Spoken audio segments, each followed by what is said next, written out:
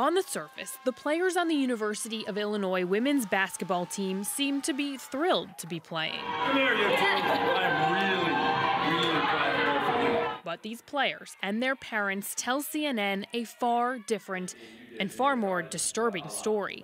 In all, 8 women we spoke to confirmed the details to CNN, but wanted their parents to do the talking. We expected toughness, but this is not what our children got at the University of Illinois. It wasn't toughness, it was madness. Now on right wing, it's Carter, dribbles baseline, peels back. The players and their parents say the girls were divided for practice, with one group, predominantly black, treated much worse and criticized for their culture.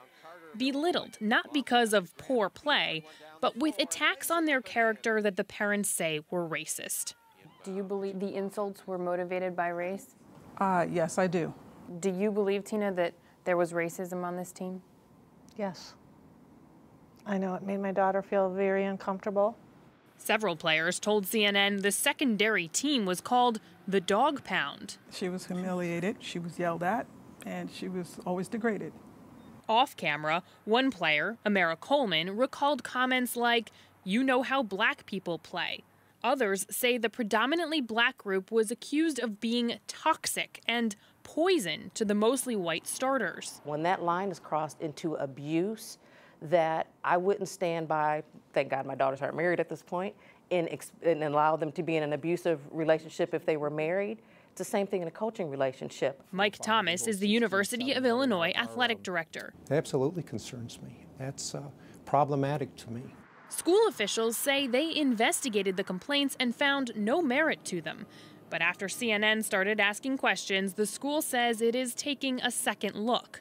2 law firms are now investigating misconduct, and the assistant coach on the women's basketball team, Mike DeVilbiss, has left the school by mutual consent, according to the athletic director. The players say DeVilbiss was at the center of much of the bullying. She gave her teammate, really high five. Her teammate was doing really good in the game, made a layup or what have you, and he said, "Oh, the only reason you did that was because she was black." The parents say they expected tough coaching, but not this. Are you satisfied with the fact that DeVilbiss is simply just not there anymore? Is that enough? For me, it's not. No, because you can't trust that the culture will change for the next girl in line.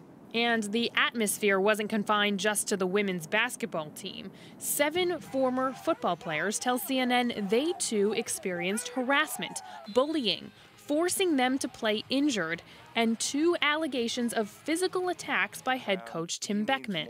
On both teams, players say coaches constantly threatened to take away scholarships against university policy. The fact that this was alleged to have happened on 2 different teams, does that bother you in a bigger sense that it wasn't just an isolated incident? Well, that's certainly troubling.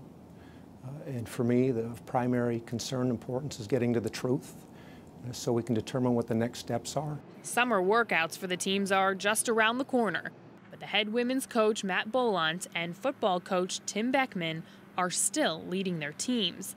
Through the university, both declined to comment. Now that lawsuit is asking for $10 million in damages. Among other things, it claims the coaches on the women's basketball team segregated the players by race for some road games, and that coaches said that the black players were, quote, undisciplined West Side ghetto street ball players. School officials say they are, quote, disappointed that the suit was filed before the second internal investigation was complete. Jake? Sarah, there are also claims, I understand, of medical mistreatment?